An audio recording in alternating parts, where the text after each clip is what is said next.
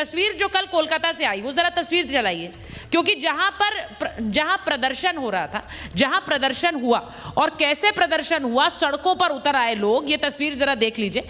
और ये प्रदर्शन हो रहा है, लोग पुतले जला रहे हैं, और ये रामनवमी के 2 दिन पहले हो रहा है। अब रामनवमी पर हाई अलर्ट हो गया इन तस्वीरों की वजह से। अब सोचिए जरा, इन प्रदर्शन की तस्वीरों के बाद एक त्योहार है, बार बार शादाब जी कहा तो ये जा रहा है इसमें कि मुसलमान को दबाया जा रहा है, उन्हें डराया जा रहा है, उनको एक तरफा कर दिया जा रहा है, लेकिन अब डर तो एक हिंदू त्योहार पर भी है। ये क्यों हो रहा है? देखिए, मुझे लग रहा है कि मेरे भारत में इस तरह के न डर का वातावरण होना चाहिए, न किसी को भी खौफ का वातावरण होना चाहिए। बिल्कुल, लोकतांत्रिक देश हैं और हमारा लोकतंत्र ये है, ये खूबसूरती है लोकतंत्र की कि हम लड़ते भी हैं और फिर हम साथ खड़े भी होते हैं। और मैं ये कह सकता हूँ कि आज जिस तरह से लोकसभा में, राज्यसभा में बिल पास हुआ, मैं सुन रहा था विष्णु जैन जी को, उनके कई सारे दर्द हैं, जो दिक्कतें हैं, उनके दिक्कतें अपनी जगह, उनके दर्द अपनी जगह, उनकी बातों में भी कुछ सच्चाइयाँ हैं। और जुनैद साहब जो कह रहे हैं वो भी बिल्कुल मुझे लगता है उनकी बातों में भी सच्चाइयाँ, उन्हें भी आप नज़रअंदाज नहीं कर सकते। इसीलिए सरकार ने एक बीच का रास्ता तलाशा। सरकार ने कहा कि भाई ठीक है, अब तक जो हुआ हुआ, वक्फ बाय यूज़र आज के बाद ख़त्म, जो है वो रहेगा।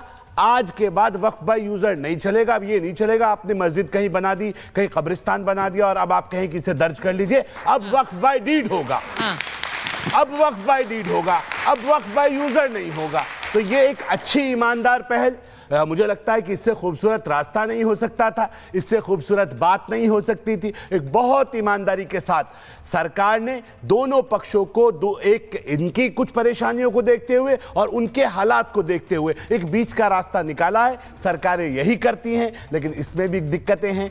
जो दिक्कतें हैं मुझे लगता है धीरे धीरे सबकी समझ में आ जाएंगी। सरकार सबको साथ लेके चलना चाहती है। ये भारत हमारा है, यहाँ के लोग हमारे हैं, हमें मिलके ही रास्ते निकालने हैं और मुझे उम्मीद है कि रास्ते निकलने शुरू हो गए। आपने जो बात बोली, कोई भी जगह सिर्फ इसलिए ना घेर ली जाए कि वहां पर मस्जिद था या मजार थी, ये घेर के लिया। हाजी खान साहब, मुझे लगता है एक वैलिड पॉइंट है, उसमें दिक्कत क्या है? अगर वो ये कह रहे हैं कि कोई भी जमीन को घेर कर, ये बकायदा एक क्लॉज ऐड किया गया। अब यहां आपने देखा उन्होंने कहा कि कोई भी जमीन नहीं घेरी जाएगी, लोग तालियां बजा रहे थे। तो इसका सीधा मतलब ये है कि जनता ये चाह रही है कि भाई इस तरह की मनमानी ना चले। हाजी खान साहब, देखिए मैडम, ना तो पहले किसी वक्फ बोर्ड ने कोई जमीन घेरी, ना तो आप बताएं, ये बताएं या पार्लियामेंट में बताएं कि कौन कौन सी जमीन दी वक्फ बोर्ड ने घेरी। झूठा, अभी तो इतनी बड़ी लिस्ट बता दी उन्होंने। झूठा प्रचार है मैडम, झूठा है। एक मिनट मेरी बात सुन लेना, मैं आप अपनी बात कह रही थी, सुनने थे।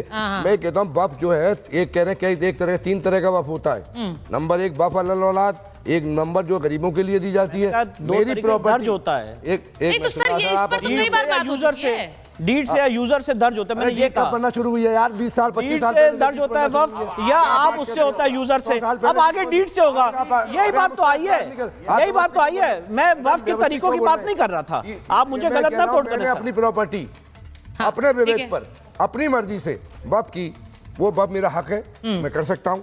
मैं किसी दूसरे की प्रॉपर्टी वक्फ कर दूं, ये वक्फ हो ही नहीं सकती। यही बात तो ऐड कह रहा है, यही बात तो ऐड कह रहा है ना, इस्लाम भी कह रहा है। कैसे कर देगा? इस्लाम भी कह रहा है। और ये कह रहे हैं कि कुरान में नहीं, 20 जगह यतीमों की, मिस्कीनों की मदद के लिए इस्लाम ने कहा है। प्रॉफिट मोहम्मद सल्लल्लाहु अलैहि वसल्लम ने 40 साल की उम्र में नबूवत पेश करी। उससे पहले आपने लोगों के साथ मामलात पेश किए और यकीन पेश किया, लोगों से पूछा। मैं एक सवाल पूछना चाहता हूं। अभी हाजिक भाई ने बहुत खूबसूरत बात कही है, हाजिक भाई ने बहुत खूबसूरत बात कही कि अपनी ही संपत्ति वक्फ संपत्ति घोषित कर सकते हैं।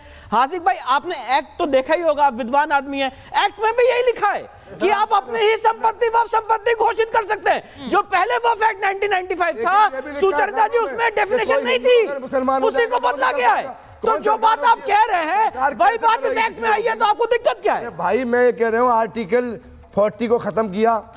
जब आर्टिकल 40 बना था तब भी भाई आप अपनी बात सुन, कहने के बाद सुना करो यार। नहीं, वो ठीक है, वो वकील हैं, तो वो पार्लियामेंट से 2013 में तय हुआ था, तो अटल बिहारी वाजपेयी बैठे हुए थे, मुरली मनोहर जोशी बैठे हुए थे। आज 12 साल पार्लियामेंट में विद्वान बैठे हुए, दुरुपयोग कर उसको हटा दिया। एक मिनट बात सुनिए, आप हटा दिया, उस पर हमारा एतराज, हम उसका कोई तस्करा नहीं कर रहे। लेकिन 2013 में जो कानून बना था उसमें भारतीय जनता पार्टी की सहमति थी क्या नहीं थी? और सहमति से बना था। आप पार्लियामेंट में कह रहे हैं हमारे होम मिनिस्टर कि हमने अगर 2013 में न बनता तो न बनाते। इस्लामिक मूल्यों के आधार पे बात कर रहा हूँ। हम ये हाजिक भाई से इस्लामिक मूल्यों के आधार पे बात कर रहा हूँ। इस्लामिक मूल्यों के हिसाब से बताए ना कि क्या आप किसी भी संपत्ति को वक्फ संपत्ति घोषित कर सकते हैं या ना? आप खुद ही कह रहे नहीं कर सकते। वही चीज़ है, किसी भी संपत्ति को कैसे घोषित करेंगे? देखिए